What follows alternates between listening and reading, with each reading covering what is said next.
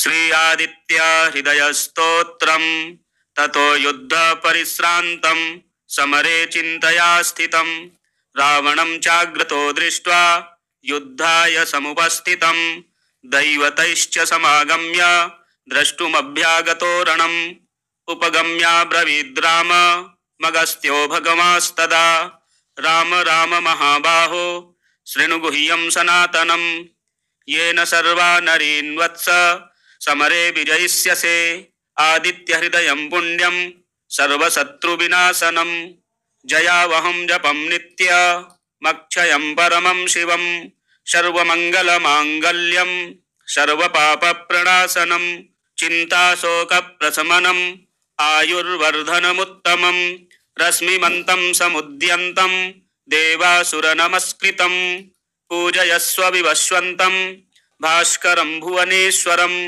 सर्वदेवात्मको हेस तेजस्वी रश्मिभावनः एष देवासुरगणान् लोकान् पाति गभस्तिभिः एष ब्रह्मा च विष्णुश्च शिवः स्कन्दः प्रजापतिः महेन्द्रो धनदः कालो यमः सोमो ह्यपां पतिः पितरो वसवः साध्या अश्विनौ मरुतो मनुः वायुर्वह्निः प्रजाः प्राण ऋतुकर्ता प्रभाकरः आदित्यः सविता सूर्यः खगः पूषा गभस्तिमान् सुवर्णसदृशो भानुर्हिरण्यरेता दिवाकरः हरिदस्वः सहस्रार्चिः सप्तसप्तिर्मरीचिमान् तिमिरोन्मथनः शम्भुस्त्वष्टा मार्तण्डकोऽसुमान् हिरण्यगर्भः शिशिरस्तपनो हस्करो रविः अग्निगर्भोदितेः पुत्रः शङ्खः शिशिरनाशनः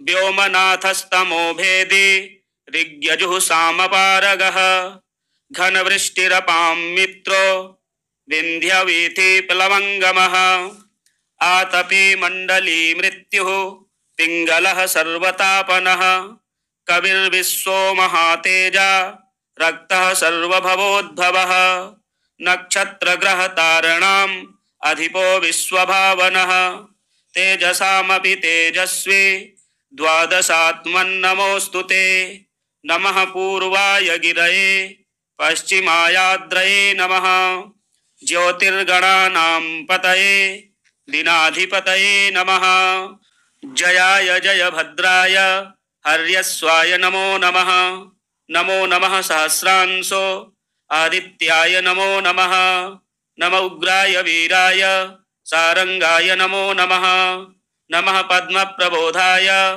प्रचण्डाय नमोऽस्तुते ब्रह्मेशानाच्युतेशाय सूरायादित्यवर्चसे भास्वते सर्वभक्षाय रौद्राय वपुषे नमः तमोघ्नाय हिमघ्नाय शत्रुघ्नायामितात्मने कृतघ्नघ्नाय देवाय ज्योतिषां पतये नमः तप्तचामीकराभाय हरये विश्वकर्मणे नमस्तमो विनिघ्नाय रुचये लोकसाक्षिणे नाशयत्ते स वैभूतं तमेव सृजति प्रभुः पायत्ते स तपत्ते स वर्षत्ते स गभस्तिभिः एष सुप्तेषु जागर्ति भूतेषु परिनिष्ठितः एष चैवाग्निहोत्रं च फलं चैवाग्निहोत्रिणां देवाश्च क्रतवश्चैव क्रतूनां फलमेव च यानि कृत्यानि लोकेषु सर्वेषु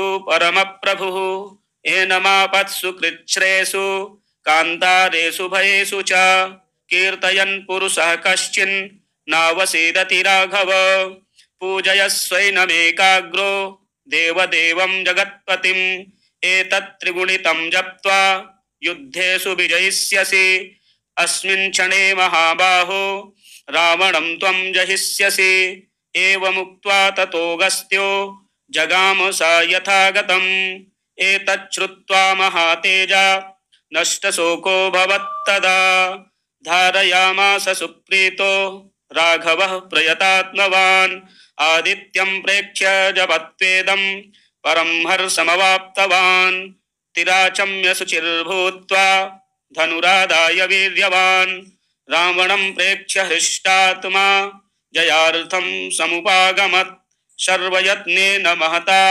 मृतस्तस्य वधेऽभवत्। अथ रविरवदन् निरीक्ष्य रामं मुदितमनाः परमं बृहस्यमाणः निशिचरपति संशयं विदित्वा सुरगणमध्यगतो वचस्त्वरेति। ततो युद्ध परिश्रान्तं समरे चिन्तया स्थितं रावणं चाग्रतो दृष्ट्वा युद्धाय समुपस्थितं दैवतैश्च समागम्य द्रष्टुमभ्यागतो रणम् उपगम्याब्रवीद् राम मगस्त्यो भगवास्तदा राम राम महाबाहो शृणु गुह्यं सनातनं येन सर्वा नरीन् वत्स समरे विजयिष्यसे आदित्य हृदयं पुण्यं सर्वशत्रुविनाशनं जयावहं जपं नित्य मक्षयं परमं शिवं सर्वमङ्गलमाङ्गल्यं सर्वपापप्रणाशनं चिन्ताशोकप्रशमनं आयुर्वर्धनमुत्तमं रश्मिमन्तं समुद्यन्तं देवासुरनमस्कृतं पूजयस्व विवस्वन्तं भास्करं भुवनेश्वरं सर्वदेवात्मको हेस तेजस्वी रश्मिभावनः एष देवासुरगणान् लोकान् पाति गभस्तिभिः एष ब्रह्मा च विष्णुश्च शिवः स्कन्दः प्रजापतिः महेन्द्रो धनदः कालो यमः सोमो ह्यपाम्पतिः पितरो वसवः साध्या अश्विनौ मरुतो मनुः वायुर्वह्निः प्रजाः प्राण ऋतुकर्ता प्रभाकरः आदित्यः सविता सूर्यः खगः पूषा गभस्तिमान् सुवर्णसदृशो भानुर्हिरण्यरेता दिवाकरः हरिदस्वः सहस्रार्चिः सप्त सप्तिर्मरीचिमान् तिमिरोन्मथनः शम्भुस्त्वष्टा मार्तण्डको सुमान् हिरण्यगर्भः शिशिरस्तपनो हस्करो रविः अग्निगर्भोदितेः पुत्रः शङ्खः शिशिरनाशनः व्योमनाथस्तमो भेदी ऋग्यजुः सामपारगः घनवृष्टिरपां मित्रो विन्ध्यवीथिप्लवङ्गमः आतपी मण्डली मृत्युः पिङ्गलः सर्वतापनः कविर्विश्वो महातेजा रक्तः सर्वभवोद्भवः नक्षत्रग्रहतारणाम् अधिपो विश्वभावनः तेजसामपि तेजस्वी द्वादशात्मन्नमोऽस्तु ते नमः पूर्वाय गिरये पश्चिमायाद्रये नमः ज्योतिर्गणानां पतये दिनाधिपतये नमः जयाय जयभद्राय हर्यस्वाय नमो नमः नमो नमः सहस्रांशो आदित्याय नमो नमः नम उग्राय वीराय सारंगाय नमो नमः नमः पद्मप्रबोधाय प्रचंडाय नमोस्तुते ब्रह्मेशानाच्युतेशाय सूरायादित्यवर्चसे भास्वते सर्वभक्षाय रौद्राय वपुषे नमः तमोघ्नाय हिमघ्नाय शत्रुघ्नायामितात्मने कृतघ्नघ्नाय देवाय ज्योतिषां पतये नमः तप्तचामीकराभाय हरये विश्वकर्मणे नमस्तमो विनिघ्नाय रुचये लोकसाक्षिणे नाशयत्ते स वैभूतं तमेव सृजति प्रभुः पायत्ते स तपत्ते स वर्षत्ते स गभस्तिभिः एष सुप्तेषु जागर्ति भूतेषु परिनिष्ठितः एष चैवाग्निहोत्रं च फलं चैवाग्निहोत्रिणां देवाश्च कृतवश्चैव क्रतूनां फलमेव च यानि कृत्यानि लोकेषु सर्वेषु परमप्रभुः एनमापत्सु कृच्छ्रेषु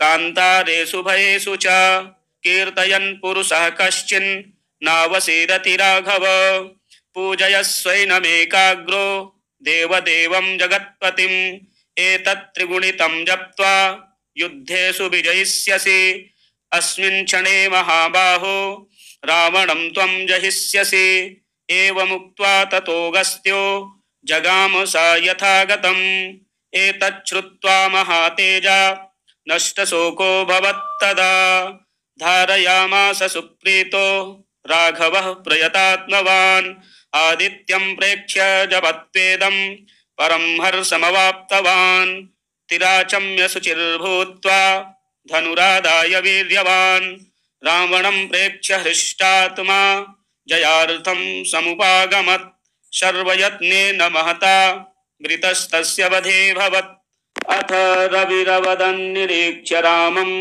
मुदितमनाः परमं बृहस्यमाणः निशिचरपति संशयं विदित्वा सुरगणमध्यगतो वचस्त्वरेति ततो युद्ध परिश्रान्तं समरे चिन्तया स्थितं रावणं चाग्रतो दृष्ट्वा युद्धाय समुपस्थितं दैवतैश्च समागम्य द्रष्टुमभ्यागतो रणम् उपगम्याब्रवीद् राम मगस्त्यो भगवास्तदा राम राम महाबाहो शृणु गुह्यं सनातनं येन सर्वा नरीन् वत्स समरे विजयिष्यसे आदित्य हृदयं पुण्यं सर्वशत्रुविनाशनं जयावहं जपं नित्य मक्षयं परमं शिवं सर्वमङ्गलमाङ्गल्यं सर्वपापप्रणाशनं चिन्ताशोकप्रशमनम् आयुर्वर्धनमुत्तमं रश्मिमन्तं समुद्यन्तं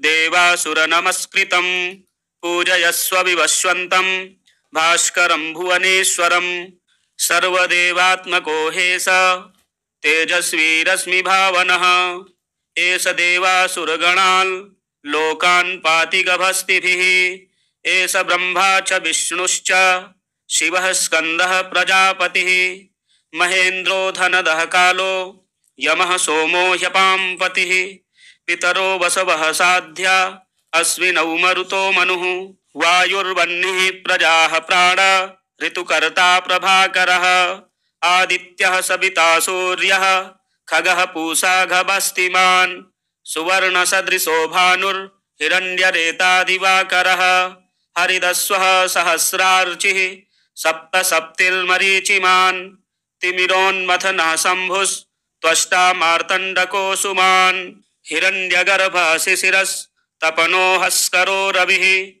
अग्निगर्भोदितेः पुत्रः शङ्खः शिशिरनाशनः व्योमनाथस्तमो भेदी ऋग्यजुः सामपारगः घनवृष्टिरपां मित्रो विन्ध्यवीथि प्लवङ्गमः आतपी मण्डली मृत्युः पिङ्गलः सर्वतापनः कविर्विश्वो महातेजा रक्तः सर्वभवोद्भवः नक्षत्रग्रहतारणाम् अधिपो विश्वभावनः तेजसामपि तेजस्वी द्वादशात्मन्नमोऽस्तु ते नमः पूर्वाय गिरये पश्चिमायाद्रये नमः ज्योतिर्गणानां पतये दिनाधिपतये नमः जयाय जयभद्राय हर्यस्वाय नमो नमः नमो नमः सहस्रांशो आदित्याय नमो नमः नम उग्राय वीराय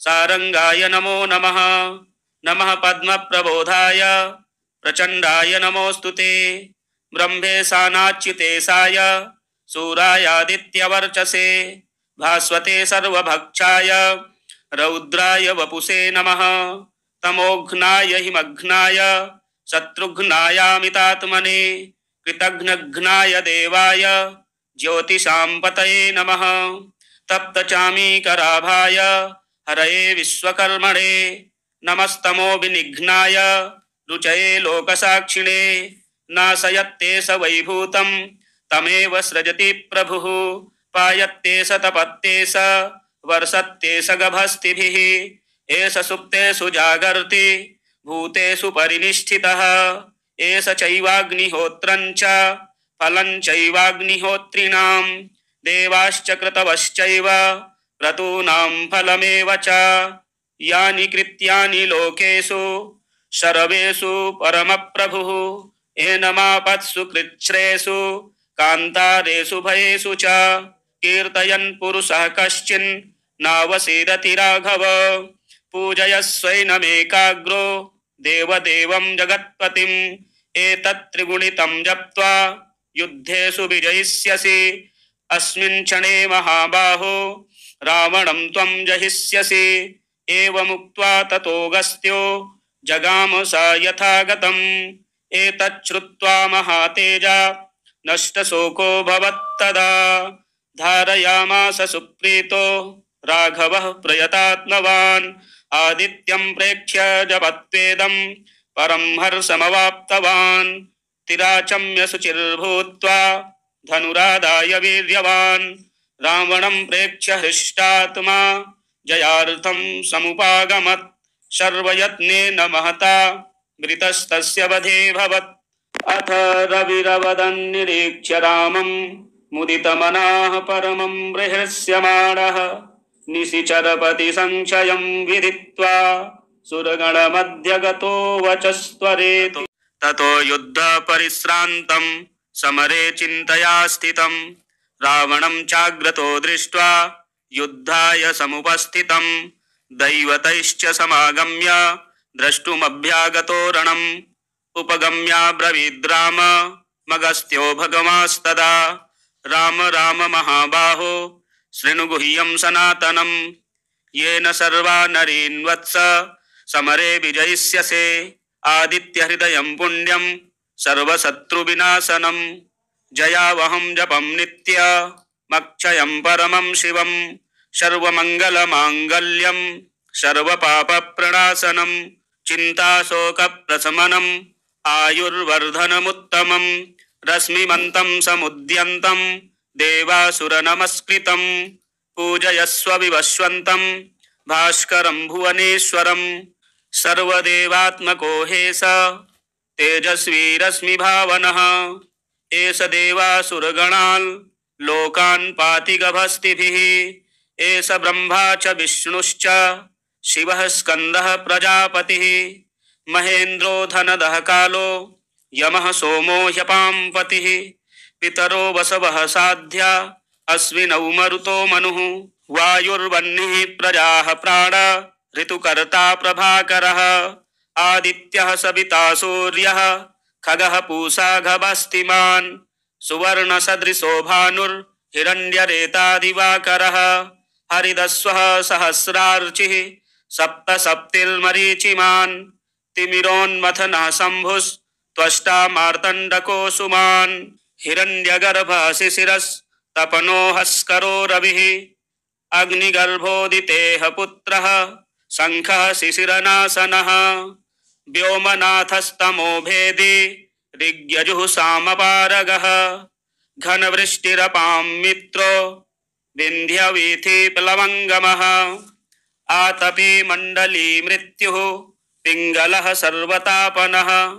कविर्विश्वो महातेजा रक्तः सर्वभवोद्भवः।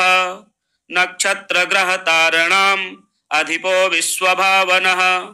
तेजसामपि तेजस्वी द्वादशात्मन्नमोऽस्तु ते। नमः पूर्वाय गिरये पश्चिमायाद्रये नमः। ज्योतिर्गणानां पतये दिनाधिपतये नमः। जयाय जयभद्राय हर्यस्वाय नमो नमः। नमो नमः सहस्रांशो आदित्याय नमो नमः। नम उग्राय वीराय सारंगाय नमो नमः। नमः पद्मप्रबोधाय प्रचण्डाय नमोऽस्तु ते। ब्रह्मेशानाच्युतेशाय सूरायादित्यवर्चसे।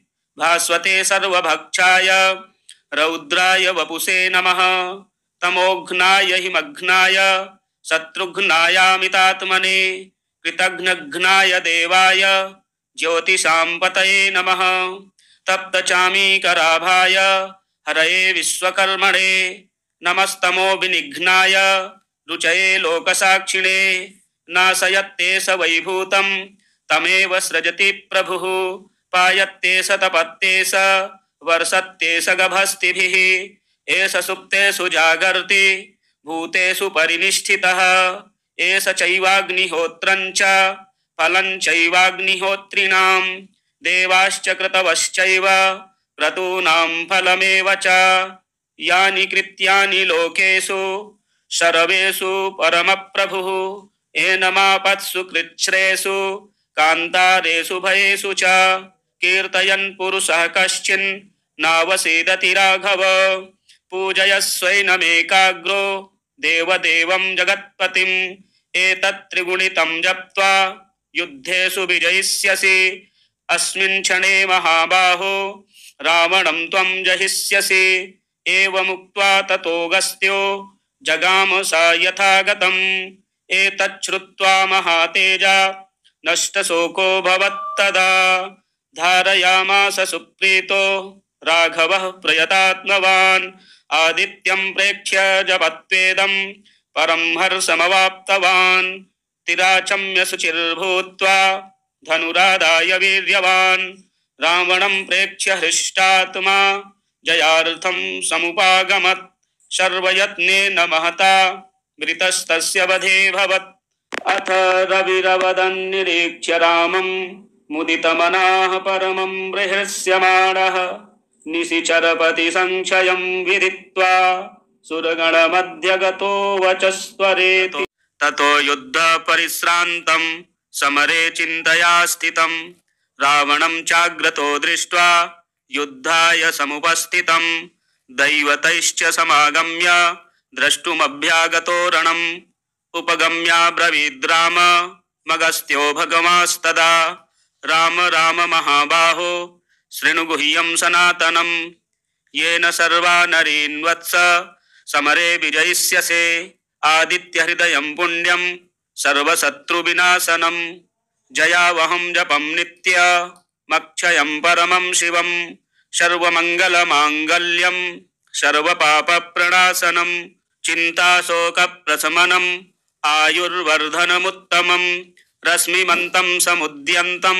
देवासुरनमस्कृतं पूजयस्व विवस्वन्तं भास्करं भुवनेश्वरं सर्वदेवात्मको हेस तेजस्वी रश्मिभावनः एष देवासुरगणान् लोकान् पाति गभस्तिभिः एष ब्रह्मा च विष्णुश्च शिवः स्कन्दः प्रजापतिः महेन्द्रो धनदः कालो यमः सोमो ह्यपां पतिः पितरो वसवः साध्या अश्विनौ मरुतो मनुः वायुर्वह्निः प्रजाः प्राण ऋतुकर्ता प्रभाकरः आदित्यः सविता सूर्यः खगः पूषा गभस्तिमान् सुवर्णसदृशो भानुर्हिरण्यरेता दिवाकरः हरिदस्वः सहस्रार्चिः सप्तसप्तिर्मरीचिमान् तिमिरोन्मथनः शम्भुस्त्वष्टा मार्तण्डकोऽसुमान् हिरण्यगर्भः शिशिरस्तपनो हस्करो रविः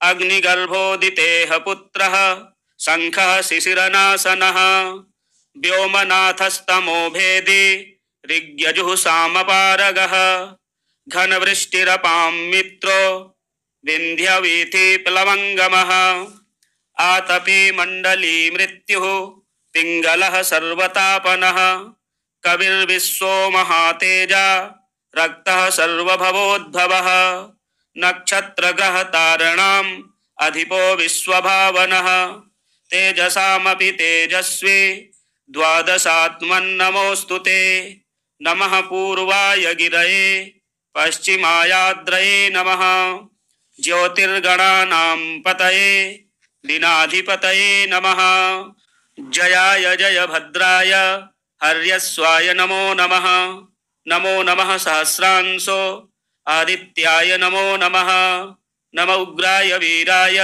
सारंगाय नमो नमः नमः पद्मप्रबोधाय प्रचण्डाय नमोऽस्तुते ब्रह्मेशानाच्युतेशाय सूरायादित्यवर्चसे भास्वते सर्वभक्षाय रौद्राय वपुषे नमः तमोघ्नाय हिमघ्नाय शत्रुघ्नायामितात्मने कृतघ्नघ्नाय देवाय ज्योतिषां पतये नमः तप्तचामीकराभाय हरये विश्वकर्मणे नमस्तमो विनिघ्नाय रुचये लोकसाक्षिणे नाशयत्ते स वैभूतं तमेव सृजति प्रभुः पायत्ते स तपत्ते स वर्षत्ते स गभस्तिभिः एष सुप्तेषु जागर्ति भूतेषु परिनिष्ठितः एष चैवाग्निहोत्रं च फलं चैवाग्निहोत्रिणां देवाश्च क्रतवश्चैव क्रतूनां फलमेव च। यानि कृत्यानि लोकेषु सर्वेषु परमप्रभुः एनमापत्सु कृच्छ्रेषु कान्तारेषु भयेषु च कीर्तयन् पुरुषः कश्चिन् नावसीदति राघव। पूजयस्वैनमेकाग्रो देवदेवं जगत्पतिम् एतत् त्रिगुणितं जप्त्वा युद्धेषु विजयिष्यसि। अस्मिन् क्षणे महाबाहो रावणं त्वं जहिष्यसि। एवमुक्त्वा ततोऽगस्त्यो जगाम स यथागतम्। एतत् श्रुत्वा महातेजा नष्टशोको भवत्तदा। धारयामास सुप्रीतो राघवः प्रयतात्मवान्। आदित्यं प्रेक्ष्य जपत्वेदं परं हर्षमवाप्तवान्। तिराचम्य शुचिर्भूत्वा धनुरादाय वीर्यवान्। रावणं प्रेक्ष्य हृष्टात्मा जयार्थं समुपागमत्। सर्वयत्नेन महता वृतस्तस्य वधेऽभवत्। अथ रविरवदन् निरीक्ष्य रामं मुदितमनाः परमं बृहस्यमाणः। निशिचरपति संशयं विदित्वा सुरगणमध्य गतो वचस्त्वरेति।